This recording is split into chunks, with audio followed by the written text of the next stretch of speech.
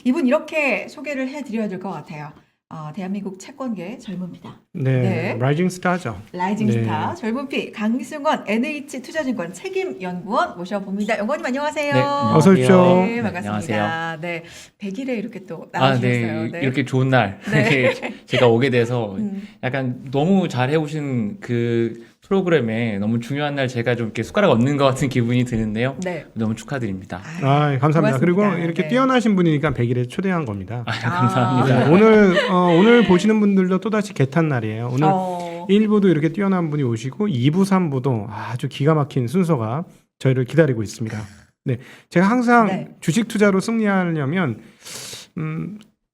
깊숙이 들어가라. 깊숙이. 네, 특별히 업종별로 공부해라 하는데 네. 오늘 제대로 업종 공부 여러분 시켜드릴 음. 예정입니다. 요즘 뜨고 있어요. 요즘 뜨고 있는 바로 OLED. 음. OLED 앞으로 계속 어떻게 될 것인지 네. 얘기 2부에서 나눠볼 예정입니다. OLED에 대해서 얘기를 나눠본다. 아마 뭐 이 관련 종목 들고 계신 분들 진짜 많이 또 관심 가져주실 것 같은데, 자 일단은 일부 토크는 채권 시장은 네. 인플레이션을 두려워하지 않는가라는 큰 어. 주제로 우리가 이야기를 나눠보려고 합니다. 시작을 그렇죠. 해볼까요? 네. 지금 사실상 뭐 여러 가지 이유가 있고 다양한 이유가 있지만 그냥 단순하게 보는 사람 입장에서는 네. 게다가 이게 장단기 금리물을 구분하지 구분하지 않고 보는 사람 입장에서는 네. 이게 정상이냐 음. 이런 생각이 안 들 수가 없어요. 음. 왜냐하면 뭐 인플레이션 나고 금리 올리겠다고 하고 뭐 이제 클라라다 부의장께서는 2023년부터 분명히 금리 올리겠다라는 식으로 다 아주 구체적으로 맞아요. 얘기하셨거든요. 그럼에도 불구하고 금리가 떨어져요. 네.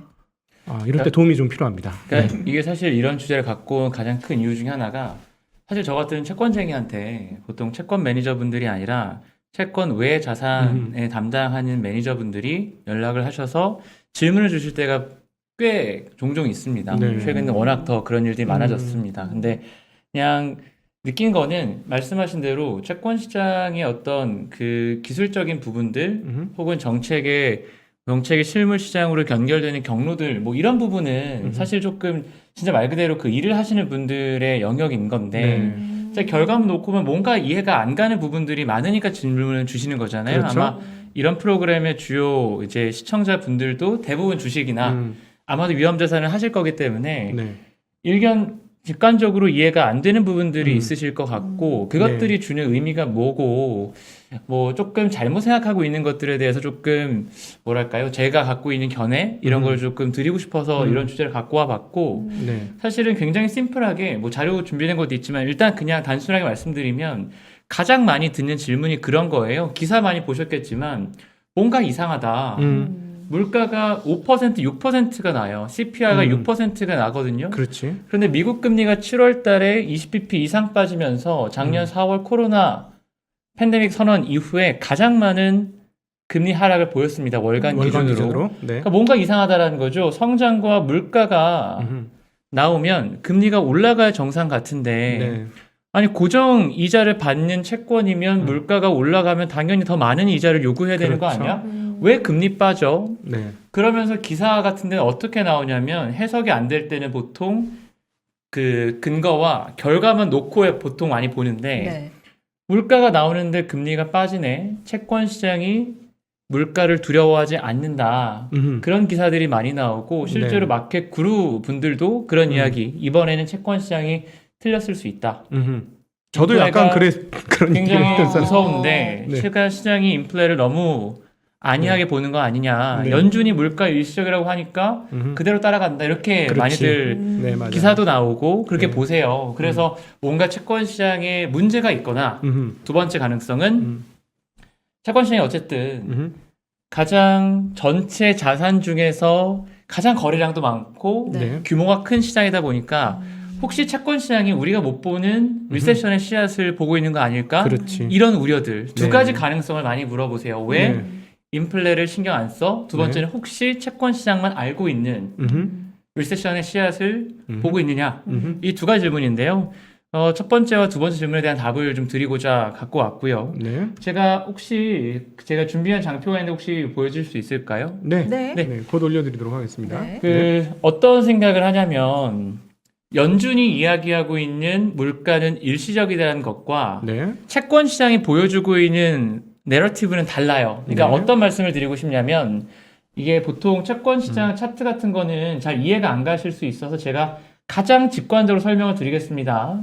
일단은 연준이 얘기하는 물가가 일시적이다라는 이야기는요. 야, 지금 올라오는 물가는 진짜 말 그대로 잠깐 병목 현상 때문에 올라오는 거야. 가만히 냅두면 알아서 해결돼. 네. 지금 제주도 놀러 가서 모닝 4일 빌리면 40만 원 넘게 들어가요. 너무 그런데 비싸네요. 그것에 대해서 다들 뭐 그럴 수 있지. 지금 음. 코로나니까. 근데 다음 질문. 내년에도 그럴까라고 물어보면 그거에 대해서 어셉하는 사람이 있나요? 그러니까 연준이 생각하는 건 그런 거예요. 지금 네. 물가는 그런 유야. 알아서 해결될 문제야. 네.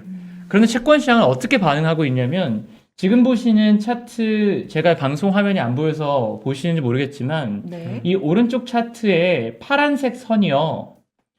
그냥 유로달러 이런 이상한 단어 안 쓰겠습니다. 채권 시장이 내년에 금리를 몇 bp에 올릴지 배팅하는 거예요. 네. 보시면 2번 정도 급등을 합니다. 언제냐면 물가를 좌시하지 않겠다라고 하면서 조기금리 인상까지 시사했던 6월 FOMC 직후에 급등. 네. 7월 13일 날 6월 CPI가 시장 전망치를 뛰어넘으니까 한 번 더 급등해요. 무슨 네. 얘기냐면 채권 시장은 물가를 신경을 안 쓴 게 아니라 오히려 어떤 판단을 내린 거냐면 네.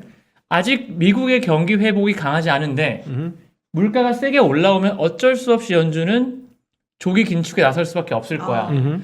경기가 회복이 강하지 않은데 기준금리를 올릴 수 있다면 어떤 게 나오죠? 정반 합의 관계에서 네, 경기. 정책 실패 가능성을 네. 배팅한 거예요. 네. 연준은 물가를 무서워하지 않은 게 아니라 오히려 더 적극적으로 물가에 대한 걱정을 한 거고, 그러니까 이런 겁니다. 저희 같은 채권쟁이들은 언제나 정반합 말씀을 많이 드리는데 경기가 어떻게 된다가 정이고요. 네. 거기에 대한 정책 반응이 반. 네. 결과값이 언제나 금리 시장 가격이겠죠. 네.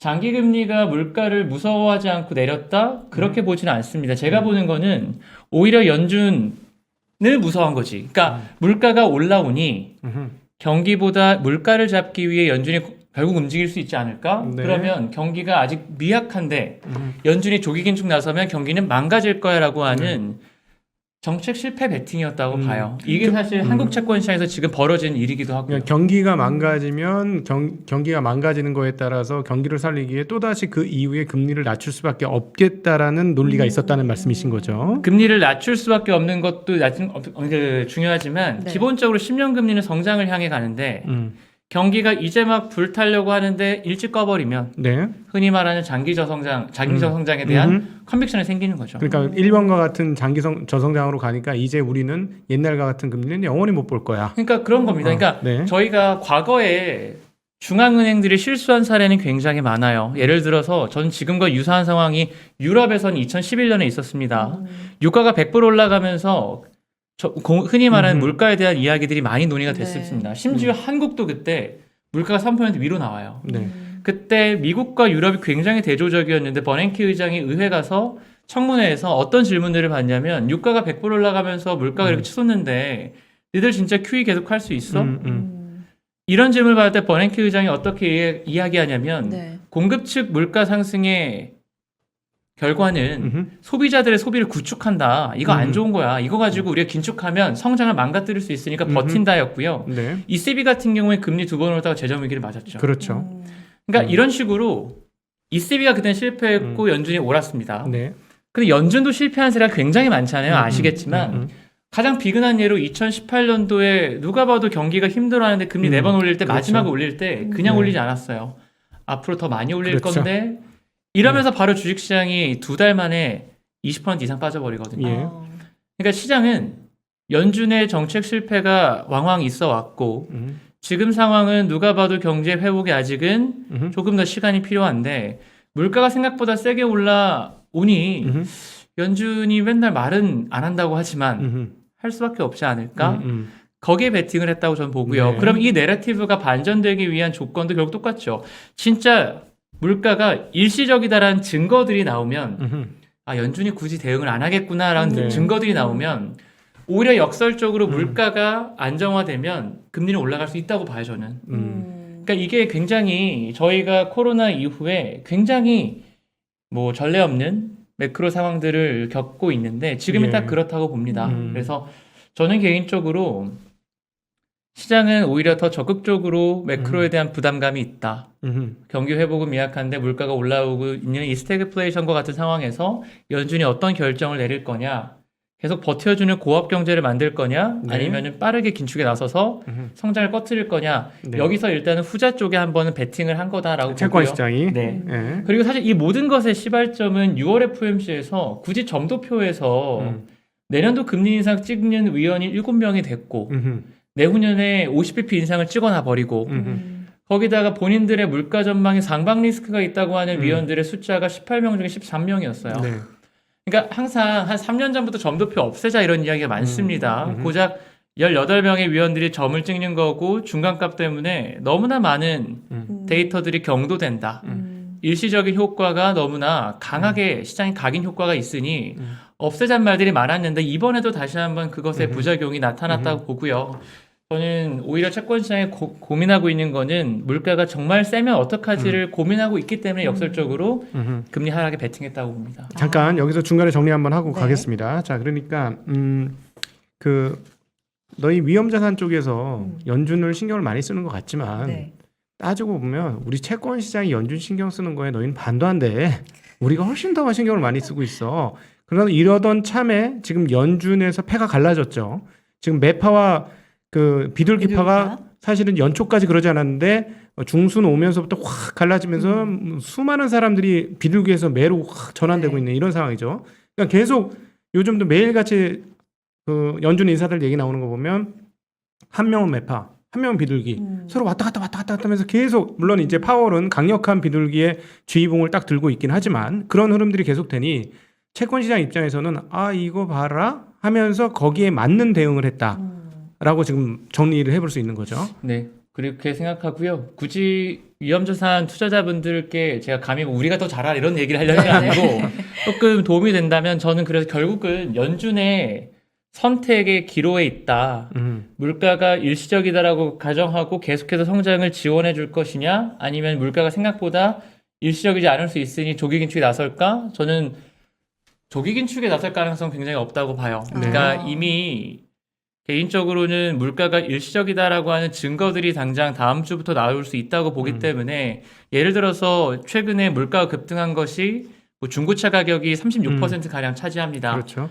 그런데 이제 그것이 2달 연속 지수가 하락을 하고 네. 있고 7월 FOMC에서 파월 의장이 어떤 이야기를 하냐면 야 니들 목재 가격 봐라. 올해 2월 3월만 하더라도 목재 가격이 YTD로 거의 100% 이상 막 축 치솟으니까 누가 막 다들 물가 얘기했는데 딱 2배 이상 올랐던 목재 가격이 2달 만에 급등폭 다 반납했거든요. 네.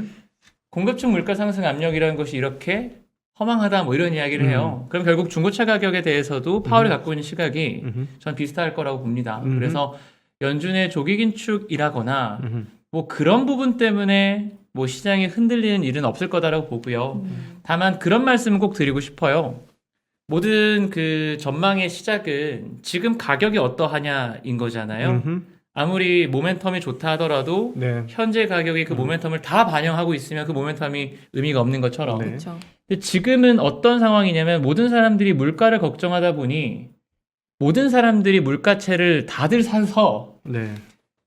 흔히 말하는 펀더멘탈 대비 물가채 가격이 굉장히 높습니다. 그 얘기는 위험자산 투자자분들께는 어떻게 똑같이 말씀드릴 수 있냐면 펀더멘탈 대비 실질 금리가 과도하게 낮아요. 저희가 뭐 어려운 이야기를 드리고 싶지는 않고요. 모델로 보면 유동성 프리미엄이라고 해서 펀더멘탈 대비 그냥 거래량이 늘어서 가격이 올라간 부분이 너무 많습니다. 그래서 저는 경기가 굉장히 강하다고 보지도 않고 물가는 일시적이라고 보지만 적어도 정상화되는 과정에서 저희는 실질 금리의 상승이 4분기엔 있을 수 있다. 요 정도는 저희가 4분기에 대한 코어 뷰로 가져가고 있거든요. 이미 BRI는 많이 높잖아요. BRI 대비 실질 그 10년물 그러니까 물가 상승률 그 금리 대비 명목 금리를 빼버리면 그 마이너스 격차가 지금 굉장히 큰 상황 아닙니까? 그게 진짜 과도해서 네. 정상화될 거라고 보는 거예요. 그래서 그게 정상화될 거고 가장 중요한 근거 중에 하나가 지금 실질 금리가 기대 인플레도 기대 인플레지만 그냥 거래량이 늘어나서 낮아진 부분들이 굉장히 음. 많기 때문에 네. 사실은 뭐 테이퍼링도 테이퍼링이지만 시장에서 물가치에 대한 차익 실현이 나오면서 분명하게 실질 금리가 올라가는 부분들이 있을 거다. 우리가 생각할 때는 아니 그렇다고 물가가 내년에 엄청나게 빠지는 것도 아닌데 왜 저렇게 실질 금리가 올라갈까? 반대로 지금 가격에 거래량과 관련된 왜곡이 분명히 있다고 보기 때문에요. 네. 4분기에는 실질 금리가 올라갈 거다. 그러면 반대로 어떤 생각을 하냐면 저 같은 채권쟁이 입장에서 그렇게 생각하는 거예요. 지금 미국 10년짜리 채권 사면 물가 빼고 난 마이너스 1.1% 정도 벌거든요. 그럼 채권쟁이 그걸 왜 사? 그냥 심플하게 한 달에 1,200조씩 돈이 풀리니까 한국 네. 돈으로 네. 누군가는 국채도 사요. 근데 그게 사실 물가 빼고 나면 돈이 안 되니까 네. 돈의 흐름이란 게 결국은 국채에서 MBS, MBS에서 회사채, 회사채에서 로컬 그거 남은 돈 다 해외 자산으로 가고 있는 거거든요. 네. 그러니까 이런 게 사실 유동성의 흐름인 거잖아요. 음흠. 동시mon에서 쭉 퍼져나가는. 네. 근데 이게 어떻게 저는 보고 있냐면 그래도 지금 유럽에서 재정위기 국가들 10년 금리 0.4대 5대 받고 그리스 같은 말도 안 되는 국가의 5년 금리가 마이너스고 이런 것들이 네. 엄청나게 과도하게 낮은 실질 금리에 의해서 네. 지탱되고 있다. 그러면 4분기 때 실질 금리가 올라오면 어떤 일이 있을 거냐? 퀄리티겠죠.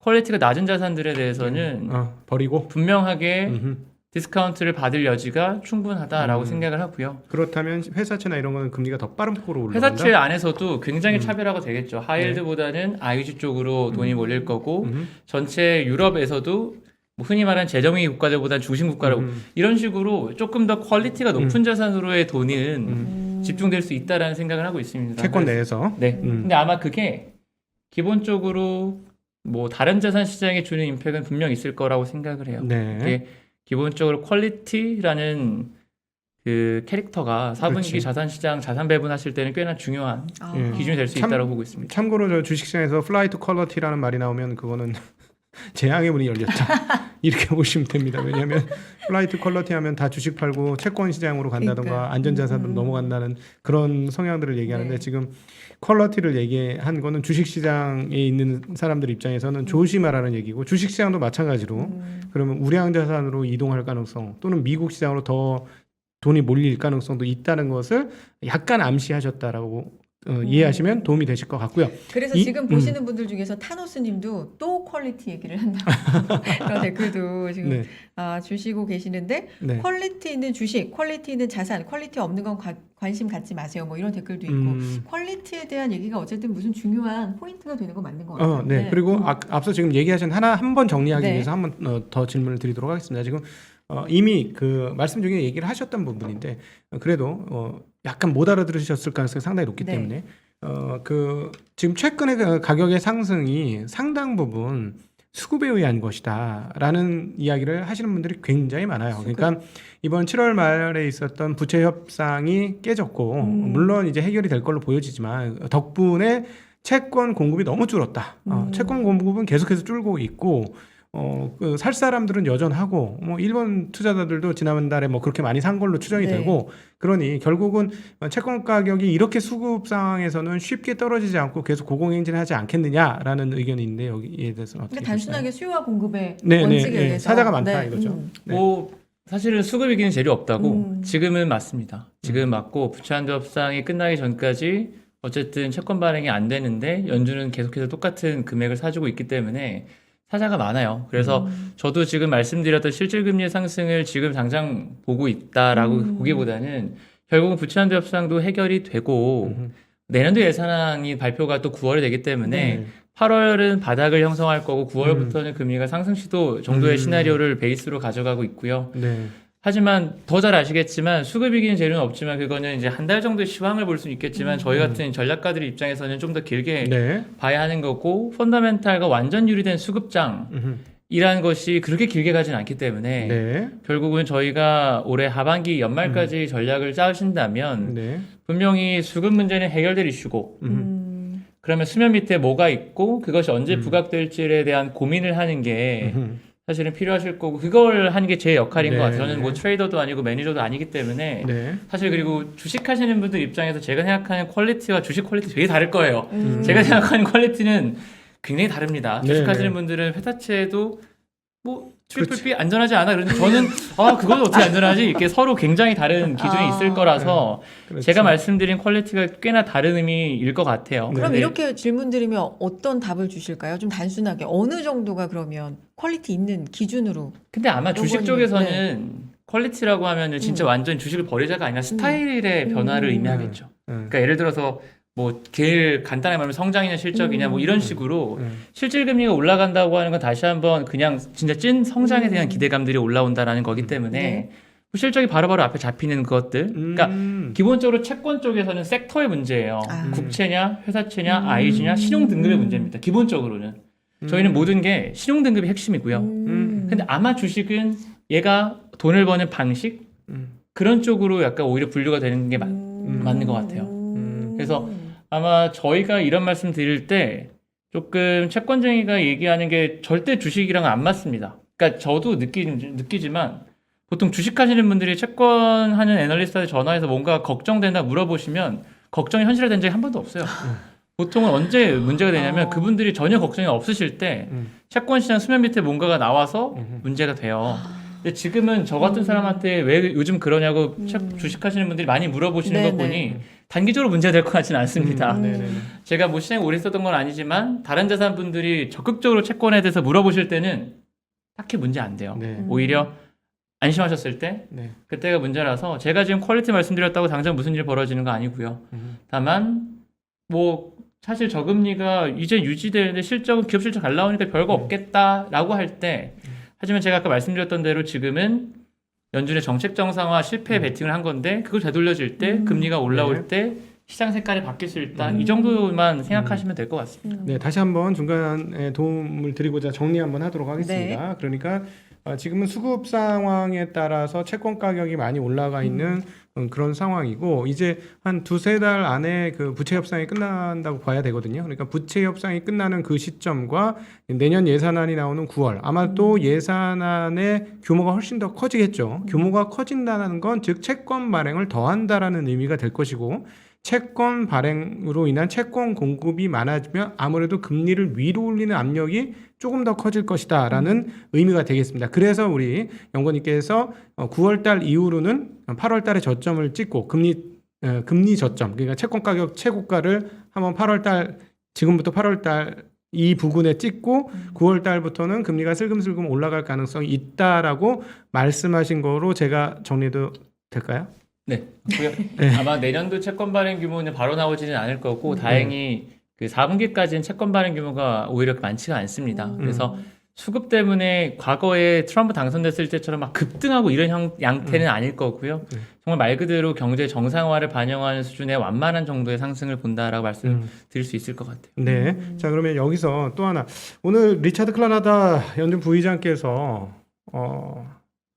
인플레이션에 대한 이야기를 하시면서 저는 이렇게 들렸어요. 4자 나오기 전까지는 걱정하지 마. 그냥 가자. 그러니까 뭐 상당히 높은 금리, 뭐 3%대가 나올 것이다라고 얘기하면서 거의 걱정하지 않는 분위기에 평균 물가 목표제에 부합한다. 우리가 추구하는 평균 물가 목표제 2%에 지금 뭐 3% 넘게 나오는 것도 부합한다라는 식으로 다 얘기했거든요. 그러니까 그 문맥을 읽어보니까 야, 얘네 한 3.5% 나와도 대응 안 한다는 얘기야. 이게 진짜 기조가 그 정도야? 라고 느껴졌거든요. 근데 물론 이제 매파하고 비둘기가 확 나눠져 있으니까 그렇긴 한데 만약에 지금 채권 시장은 이런 거에 대해서 아직 전혀 감안 안 하고 있는 거잖아요. 아니요, 되게 캠프가 나눠져 있어요. 그래서 결국은 보통 시장 컨센은 뭐 그렇게 얘기했지만 어쨌든 2023년 금리 인상을 컨센으로 보고 있고 저 같은 경우 2024년에 첫 금리 인상을 보고 있고, 그러니까 이게 평균 물가 목표 제도가 왜 도입되는지를 생각을 해볼 필요가 있는데 이런 거죠. 저희가 상흔이라고 하죠. 그 연준이 처음으로 대칭적 물가, 그러니까 2% 목표인데 저물가였으니까 위로 올려도 돼. 이 얘기를 처음 한 게 2016년이에요. 근데 2016년부터 어쨌든 저물가였기 때문에 계속해서 원하는 추세선을 못 따라왔거든요. 그럼 평균 물가 목표제를 도입한 이유는 단순히 지금부터 평균적 2% 이게 중요한 게 아니라 과거에 있었던 저물가의 상흔을 치유하겠다라는 거거든요. 왜냐하면 과거 때 저물가가 있었으니까 이미 물가 지수 기준으로 보면 이상적인 선에서 멀리 떨어져 있어요. 네. 그러니까 예를 들어서 지수가 45도 선이었어야 되는데 한번 저물가가 되면 네. 기울기가 회복되더라도 평행선이잖아요. 그렇죠. 과거의 상흔이 치유되지 않아요.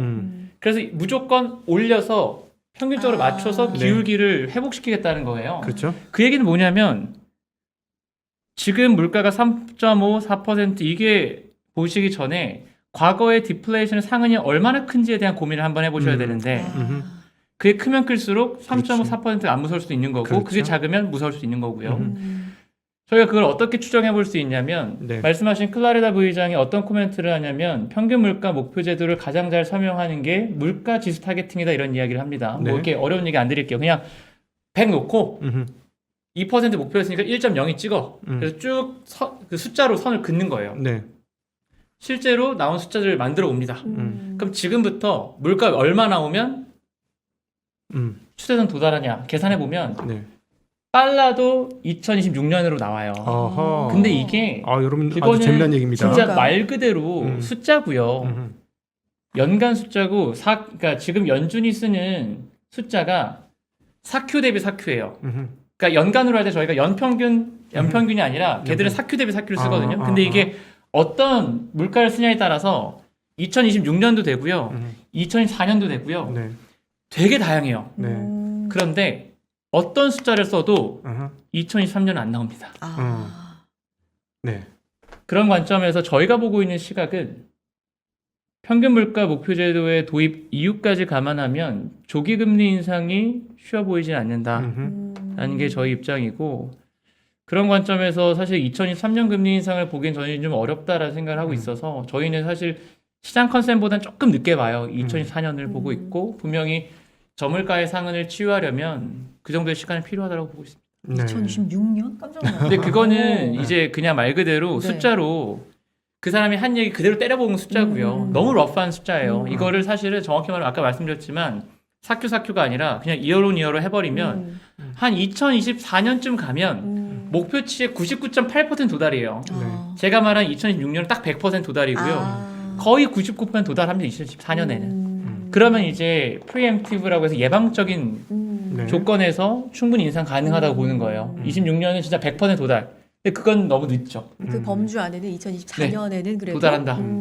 그런 관점에서 보고 있습니다. 그래서 네. 평균 물가 목표제도 도입 의도까지 같이 고민을 해야 조금 더 정확한 전망이 나온다 생각하고 있습니다. 이거 너무 재밌죠? 진짜. 너무 재밌어서 질문 하나 더 드릴게요. 네네, 좋아요. 편하게. 네. 편하게. 연준이 도대체 디플레를 어느 정도 두려워하고 있다고 생각하지? 그냥 편하게. 이거는 편하게. 이거는 뭐 굉장히 러프한 질문을 드린 일본과 거니까. 유럽 보시면 네.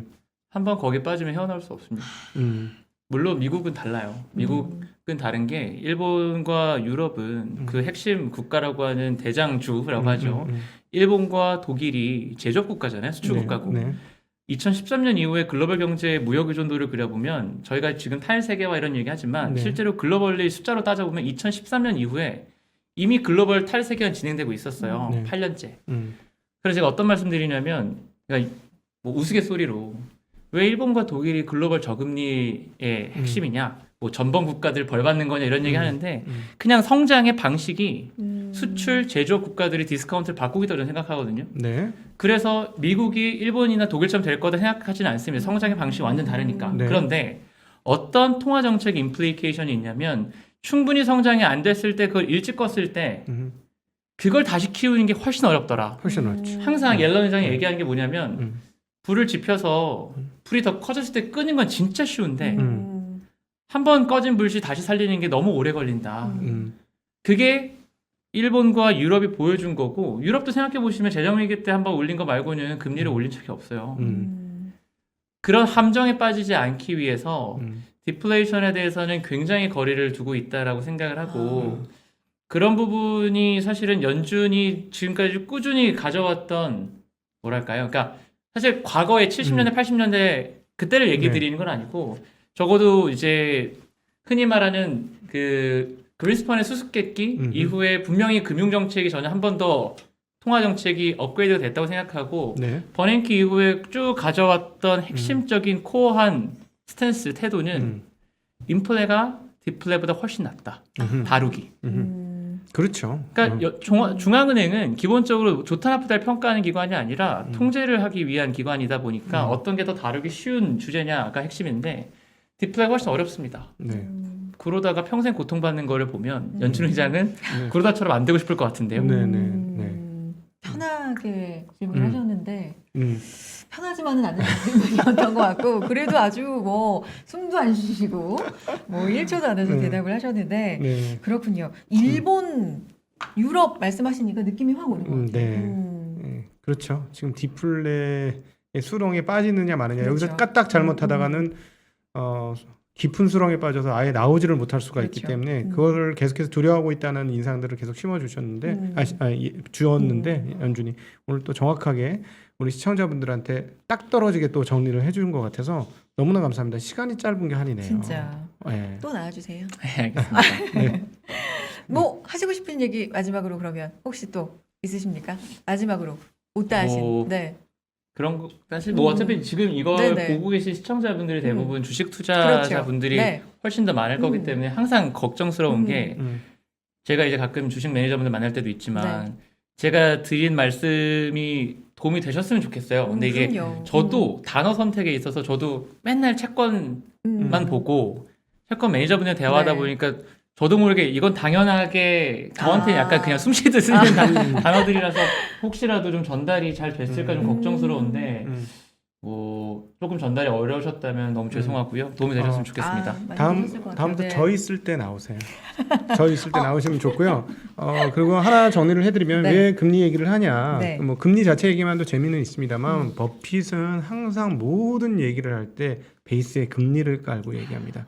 이렇게 물어봐요. 앞으로 미래가 어떻게 될 것 같습니까? 네. 뭐 그런 질문들을 해요. 네. 그 주주총회 때. 그러면 네. 저에게 그 10년 후에 금리가 어떻게 된다고 얘기해 주시면 얘기를 하겠습니다. 이렇게 얘기하거든요. 왜냐하면 금융의 모든 길은 금리에 따라서 방향이 바뀌는 거예요. 근데 최근 그 워렌 버핏 주주총회에서 뭔가 하고 있는 얘기는 뭐냐면 자기네들도 지금 놀라운 거예요. 100년 사신 분들이 네. 이런 저금리와 이렇게 장기간의 저금리는 처음 본 거예요. 아하. 그래서 얼떨떨한 분위기가 있어요. 그래서 지금 약간 메롱한 게 뭐냐면 어마무시한 현금을 들고 있거든요. 지금 역대 지금 최고의 현금을 들고 그렇죠. 있는데 이걸 그냥 들고 있는 거예요. 근데 금리가 높으면 이 단기 MMF나 이런 네. 쪽에 넣어놓고 뭔가 되는데 그렇죠. 금리가 하나도 없으니까 좀 골치 아픈 뭐 그런 이야기를 고백하는 거를 주주총회 서한에서 본 적이 있었습니다. 오늘 이렇게 자리를 빛내주셔서 진짜. 너무나 우리 감사드립니다. 진짜 가시기 전에 채팅 몇 개만 소개해 드릴게요. 지금 예. 궁금해하실 것 같아가지고 뭐 걱정하셨잖아요. 근데 전달 너무 잘 됐다고. 다행입니다. 네, 뭐 유진김님 그리고 강괴선님 돌려보면 또 공부하신다고 걱정 마시래요. 네, 연구원님. 자, 그래서 퀄리티 있는 시간이었다고 감사합니다. 이렇게 인사드리면서 보내드리겠습니다. NH투자증권 강승원 연구원님 함께해 주셔서 감사하고요. 다음에 또 방문해 주세요. 네, 알겠습니다. 네, 고맙습니다. 고맙습니다. 네.